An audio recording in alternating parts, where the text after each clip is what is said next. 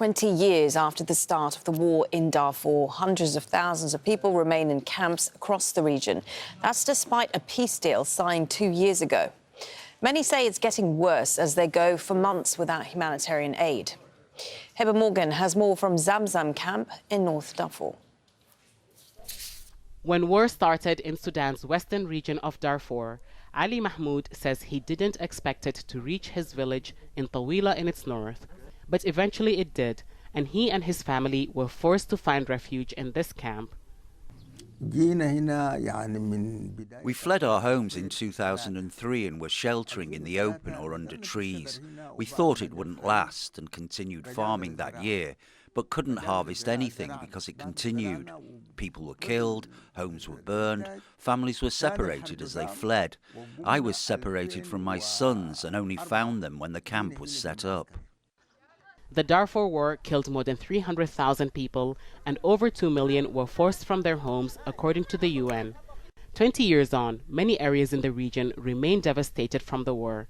Villages and towns were emptied as people fled seeking safety. Several camps have been set up across the region to shelter those escaping the fighting. Many camps for the displaced in Darfur have turned into towns, seemingly replacing those destroyed during years of war. But they all lack basic services. There is no running water here, no electricity, and many people rely on humanitarian aid. But aid has been dwindling for those who live here. We've had cards to receive aid since we came into the camp, but some cards have been cancelled. Some people get them every 6 months, and some regularly. Large families that get aid don't even get enough to last them a month. The number of aid organizations in the camp has also gone down. Aid organizations say a lack of funding is hampering their efforts. We don't have enough assistance to go around. We have limited resources, and we are in a very difficult position where we have to choose from who gets assistance and who doesn't. So what we try to do is to increase informing our donors of the plight and the condition. Ali says his children have known no other home than the camps, and after 2 decades of living as a displaced person, he's worried his grandchildren will also grow up with limited assistance and away from their home village.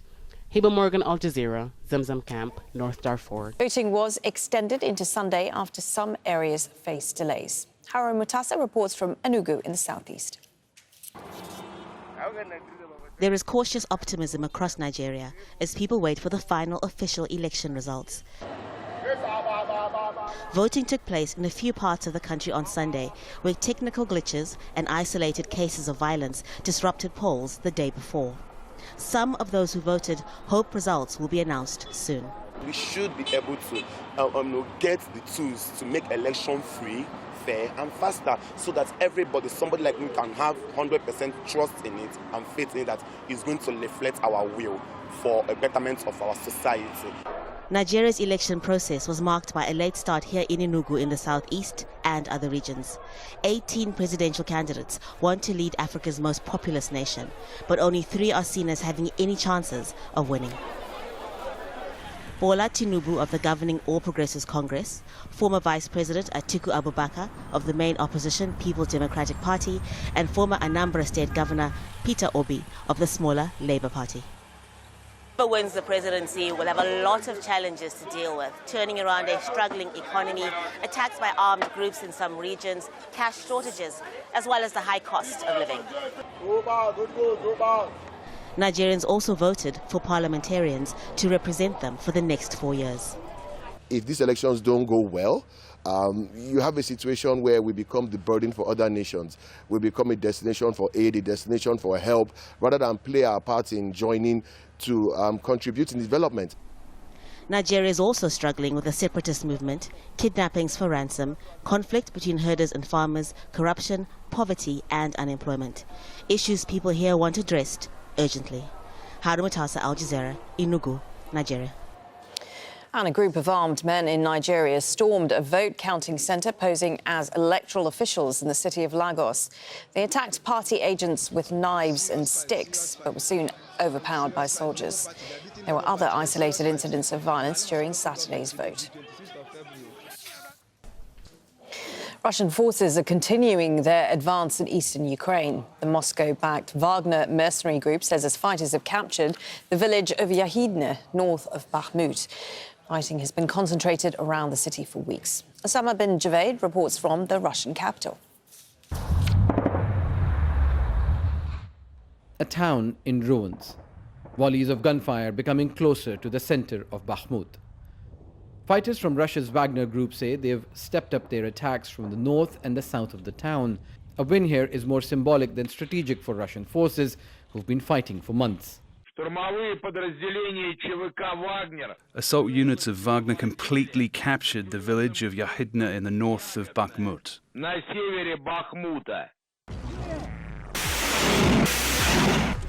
As Russian forces take more positions and slowly move deeper into eastern Ukraine, Western powers have imposed more sanctions.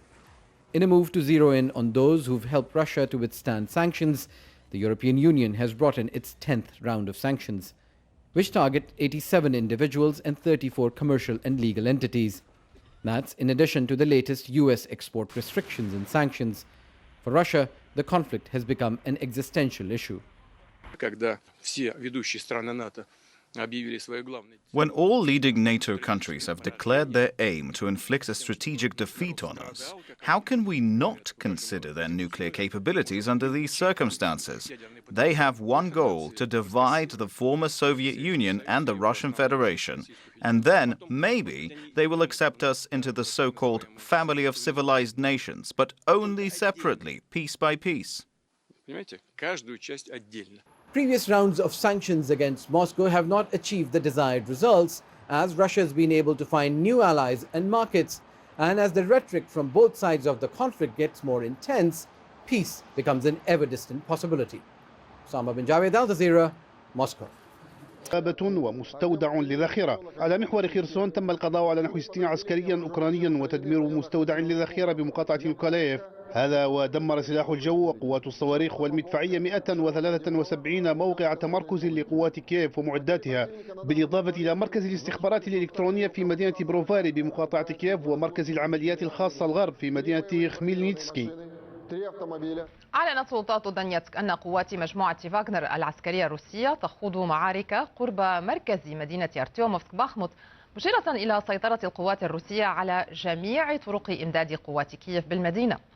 وأكد القائم بأعمال رئيس جمهورية دونيتسك دينيس بوشيلين حدوث تغييرات إيجابية كبيرة على محور أرتيوموفسك باخموت، مشيرا إلى أن الظروف أصبحت مواتية لتطويق العدو بعد تحرير بلدتي ياغدنا وبيرخوفكا.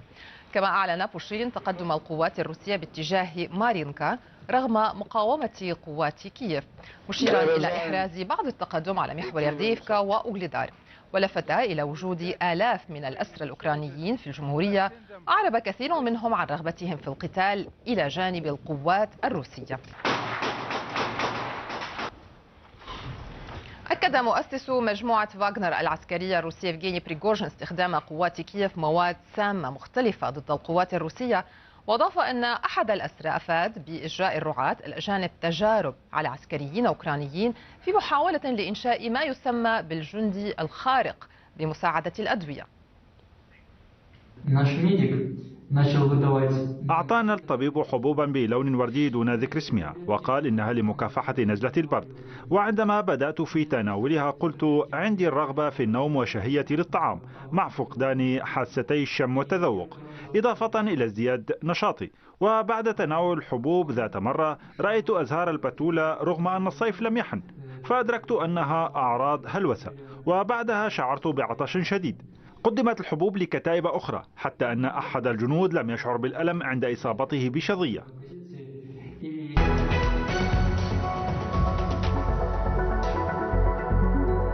قال وزير الخارجية الهنغاري بيتر سيارتو إن الهجوم على خطوط أنابيب السيل الشمالي يستوجب اعتباره عملا إرهابيا، وأكد دعم بلاده لإجراء تحقيق شامل وعميق ومفصل للكشف عن المتورطين في التفجير.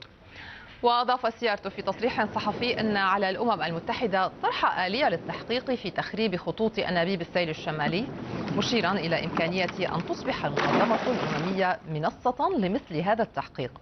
يذكر أن روسيا طالبت مجلس الأمن بفتح تحقيق دولي مستقل لعدم ثقتها بالتحقيقات الأوروبية في تفجير الخطوط. وكان صحفي أمريكي كشف في تحقيق أجراه قيام غواصين أمريكيين بتركيب متفجرات تحت الأنابيب خلال مناورات للناتو صيف العام الماضي، فيما تولى النرويجيون تفعيلها بعد 3 أشهر من تركيبها. قالت وزارة الخارجية الصينية إن الولايات المتحدة ليس لديها الحق في أن تحدد للصين وروسيا كيفية تطوير العلاقات الثنائية، مشيرة إلى أن بكين لا ترضخ للضغوط. وأعربت الخارجية